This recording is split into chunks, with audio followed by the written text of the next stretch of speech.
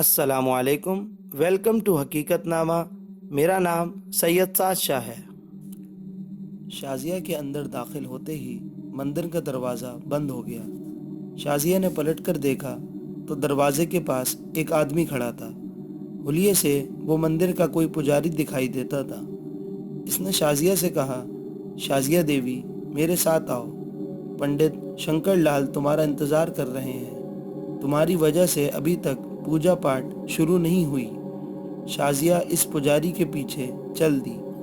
वो एक राहदारी में दाखिल हुआ और बाएं जानिब वाक़े एक दरवाजे पर रुक गया। इसने दरवाज़ा खोला और शाजिया से बोला, अंदर चली जाओ, पंडित शंकर के पास पहुंच जाओगी। दरवाजे की दूसरी तरफ नीम तारीकी थी। शाजिया ने अंदर कदम रखा, लेकिन इसका पाँव फर्श पर पड़ने के बजाय खला में पड़ा और वो तवाज़ुन बरकरार न रख सकी। दूसरे ही लम्हे वो सर के बल इस खला में गिरती चली गई। वो गहरे तारीक खला में हाथ पांव मारते हुए चिल्लाई और फिर इसके होशो आवाज़ तारीकियों में डूबते चले गए। फिर इसे होश आया तो इसके पास रोशनी थी। इसने जहन पर जोर दिया और इसकी याददाश्त लौट आई। तब इसने सर को हरकत दी और इधर उधर देखा। वो एक कमरे के फर्श पर दराज थी। एक तरफ चिराग जल रहा था। चिराग के सामने वाली दीवार के पास एक भयानक शक्ल वाली बुढ़िया मूर्ति खड़ी थी, जिसके कई हाथ थे। इसे देखकर शाजिया खौफ से चीख पड़ी। इसी लम्हे बाएं जानिब से आवाज़ आई, घबराओ मत शाजिया, ये काली देवी है। शाजिया ने बेख्तियार आवाज़ की सिमत देखा और उछल पड़ी। इस तरफ दरवाजे में पंडित शंकर लाल खड़ा मुस्कुरा रहा था। इसकी खौफनाक आंखों में अनोखी चमक थी। मैं कहाँ हूँ? ये कौन सी जगह है पंडित जी? वो उठते हुए खौफजदा लहजे में बोली। तुम मंदिर में हो शाजिया, वो इसकी तरफ बढ़ते हुए बोला, मगर पुजारी की गलती से तहखाने में गिर गई थी। मुझे यहाँ से निकालो, मैं वापस जाना चाहती हूँ। शाजिया ने तेज़ी से कहा, क्या हमारी पूजा पाठ नहीं देखोगी? शंकर लाल ने करीब आकर पूछा। नहीं, मैं वापस जाऊंगी। वो इसकी आंखों में हवसनाकी महसूस करते हुए लरसते हुए बोली, ठीक है, लेकिन वापसी के लिए काली देवी की इजाज़त ज़रूरी है। वो मुस्कुराते हुए बोला, देखो तो काली देवी की निगाहें क्या कह रही हैं, इसी से इजाज़त मांगो। शाजिया ने काली देवी के चेहरे की तरफ देखा और इसकी आंखों पर नज़र पड़ते ही इसके जहन को झटका सा लगा। काली देवी की पथरीली आंखों में एक मशहूर किन चमक थी, जो इसके जहन पर अजीब सा खुमार तारी कर रही थी।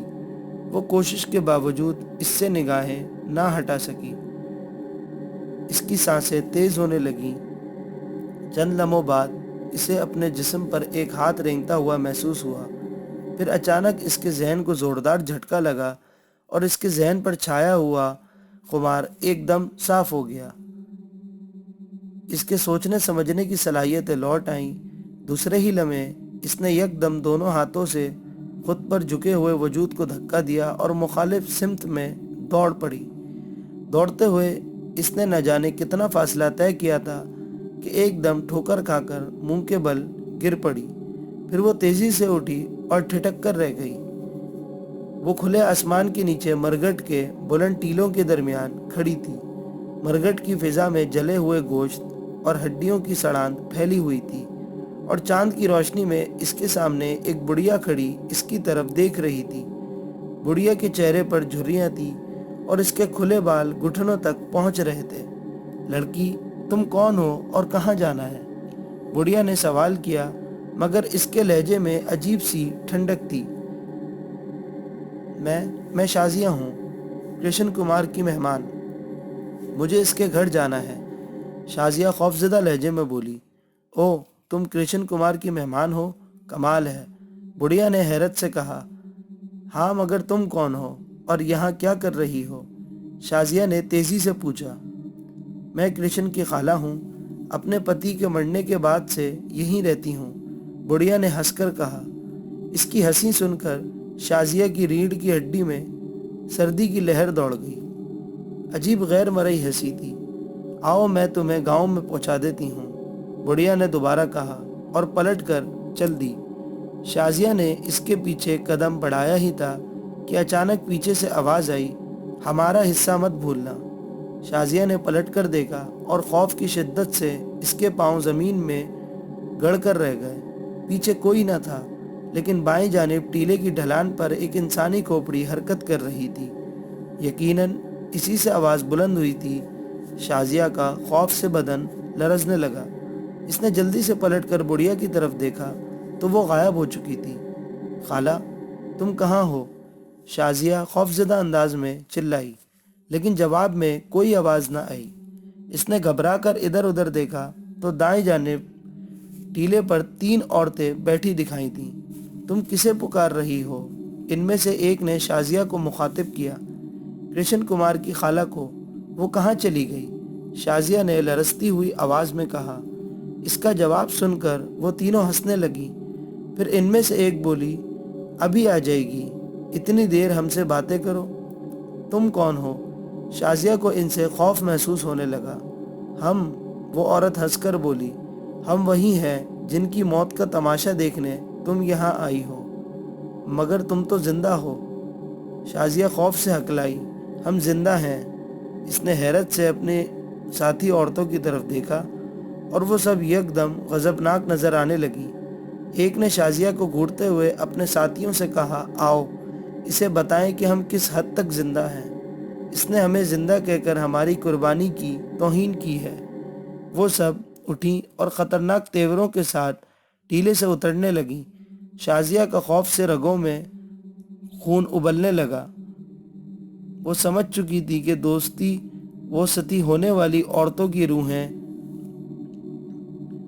وہ ٹیلے سے اتر کر شازیہ کی طرف بڑھی ہی تھی کہ شازیہ خوف سے چلائی اور اس نے دوڑ لگا دی۔ عقب سے ان عورتوں کی کہکہے کے سنائی دیے۔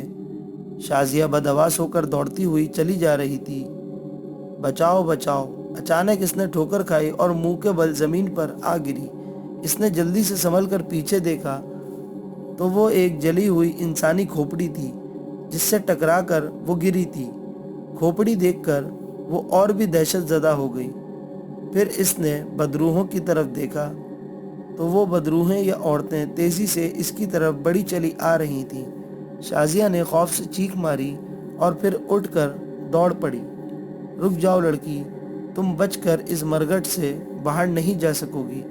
عقب سے ایک عورت کی گھرراہٹ آمیز آواز ابھری۔ شازیہ اس کی دھمکی سن کر اور تیزی سے دوڑنے لگی۔ مرگٹ کی بدروہیں اس کا پیچھا کر رہی تھیں۔ دوستوں، اگر ابھی تک آپ نے ہمارا چینل سبسکرائب نہیں کیا تو نیچے موجود بیل آئیکن کو پریس کر دیں۔ دوسری طرف غار میں وہ بھیانک چیخ سن کر تنویر بے ساختہ اچھل پڑا اور رانی اس کی آغوش سے نکل گئی۔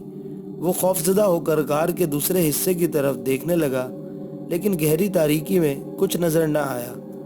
وہ خوفناک چیخ اسی سمت سے آئی تھی اور اس کے اندازے کے مطابق کسی عورت کی ہی تھی۔ رانی، تم کہاں ہو؟ اس نے خوفزدہ ہو کر لرزتی ہوئی آواز میں رانی کو پکارا، لیکن کوئی جواب نہ ملا۔ غار میں مکمل سناٹا طاری تھا اور رانی کی سانسیں سنائی نہیں دے رہی تھی۔ شاید وہ چیخ سے ڈر کر بھاگ گئی تھی۔ تنویر نے ڈرتے ڈرتے اندھیرے میں ادھر ادھر ہاتھ چلائے کہ شاید رانی وہیں قریب ہی ہو، لیکن رانی کے بجائے اس کے ہاتھ غار کی دیواروں سے ٹکرائے اور اسے ان میں کوئی سخت چیز دبی ہوئی محسوس ہوئی۔ اس نے اس سخت چیز پر ہاتھ پھیرا اور خوف سے اس کے رونگٹے کھڑے ہو گئے۔ وہ سخت چیز بناوٹ کے لحاظ سے کوئی خشک انسانی کھوپڑی معلوم ہوتی تھی۔ اس نے بوکھلا کر ہاتھ پیچھے ہٹا لیا۔ اس کے ذہن میں خیال ابھرا کہ اسے فوراً غار سے نکل جانا چاہیے۔ چنانچہ وہ اسی انداز سے اس کی طرف پلٹا جدھر سے غار میں داخل ہوا تھا۔ باہر بھی اندر کی طرح تاریکی تھی۔ وہ تیزی سے قدم اٹھانے لگا، مگر 10-12 قدم چل کر بھی وہ کھلے آسمان کے نیچے نہ پہنچا تو اسے خوف کا ایک اور جھٹکا لگا کہ شاید وہ غار کے دہانے کی طرف جانے کے بجائے غار کے اندرونی حصے کی طرف جا رہا ہے۔ اسے اچھی طرح یاد تھا کہ وہ رانی کے ساتھ غار میں داخل ہو کر 2-4 قدم ہی چلا تھا اور رک گیا تھا، لیکن اب 10-12 قدم چلنے کے باوجود وہ غار سے نہیں نکل سکتا تھا۔ یقیناً وہ غلط سمت میں جا رہا تھا۔ یہ خیال آتے ہی وہ رکا اور پلٹ کر چلنے لگا۔ اس طرف 20-25 قدم چلنے کے باوجود وہ غار کے دہانے تک نہ پہنچ سکا۔ پھر بھی وہ رکنے کے بجائے چلتا رہا۔ ابھی 40-50 قدم ہی چلا تھا کہ عقب سے کچھ ایسی آواز آئی جیسے کچھ لوگ اس کے پیچھے چل رہے ہوں، لیکن اس کے رکتے ہی پیچھے سے آنے والی قدموں کی آہٹیں بھی رک گئیں۔ اس نے ڈرتے ڈرتے چہرہ گھما کر پیچھے دیکھا تو اندھیرے میں کچھ دکھائی نہ دیا۔ وہ خوفزدہ ہو کر دوبارہ آگے بڑھنے لگا۔ تب عقب سے قدموں کی آہٹیں بھی دوبارہ سنائی دینے لگیں، لیکن اب ہلکی ہلکی آوازیں بھی سنائی دے رہی تھیں۔ یوں لگتا تھا جیسے دو عورتیں آپس میں سرگوشی کے انداز میں باتیں کرتی ہوئی آ رہی ہوں۔ ان کے الفاظ تنویر کی سمجھ میں نہ آ سکے کیونکہ وہ ہندی زبان میں باتیں کر رہی تھی اور وہ آواز بھی بہت ہلکی تھی۔ تنویر نے خوف سے لرزتے ہوئے اپنی رفتار بڑھا دی۔ سردی کے باوجود خوف سے اس کا بدن پسینہ پسینہ ہوتا جا رہا تھا اور پاؤں ڈگمگا رہے تھے۔ وہ ایک ہاتھ سے غار کی دیوار کو چھوتا ہوا چل رہا تھا۔ مزید 10-12 قدم چلنے کے بعد غار بائیں جانب مڑ گیا۔ وہ بھی دیوار کے ساتھ ساتھ اسی طرف مڑا تو ادھر روشنی دیکھ کر اچھل پڑا۔ موڑ کے دوسری جانب غار کسی گول کمرے کی طرح وسیع و عریض تھا، جس میں عجیب سی ہلکی ہلکی روشنی پھیلی ہوئی تھی، جس کا کوئی ذریعہ نظر نہ آ رہا تھا۔ ہاں، وسط میں ایک سفید چادر فرش پر بچھی ہوئی تھی، جس پر 2 سرخ کشمیری سیب اور ناشپاتی رکھی تھی۔ وہ سمجھ گیا کہ رانی غار کے اسی حصے میں رہتی ہے۔ وہ سوچنے لگا کہ آگے بڑھے یا واپس چل دے، لیکن اس سے پہلے کہ وہ کوئی فیصلہ کر پاتا، ایک سرد سی آواز گونجی، آگے آ جاؤ بابو، اسے اپنا ہی گھر سمجھو۔ وہ آواز رانی کی ہی تھی۔ تنویر نے آواز کی سمت دیکھا۔ غار کے اس حصے میں تاریکی تھی اور اس میں 2 آنکھیں چمک رہی تھیں۔ ان آنکھوں کو دیکھ کر تنویر خوف سے جھرجھری لے کر رہ گیا۔ ان آنکھوں سے خونخواری ٹپک رہی تھی۔ نہ جانے وہ کس کی آنکھیں تھیں، کم از کم وہ رانی کی خوبصورت غزالی آنکھیں ہرگز نہ تھیں۔ اس نے صرف ایک لمحہ ان آنکھوں کی طرف دیکھا اور پھر نگاہیں جھکا لی۔ اسے دوبارہ ادھر دیکھنے کی ہمت نہ پڑی۔ وہ خوف سے خشک ہوتی ہوئی آواز میں بولا، رانی تم کہاں ہو؟ سامنے آؤ۔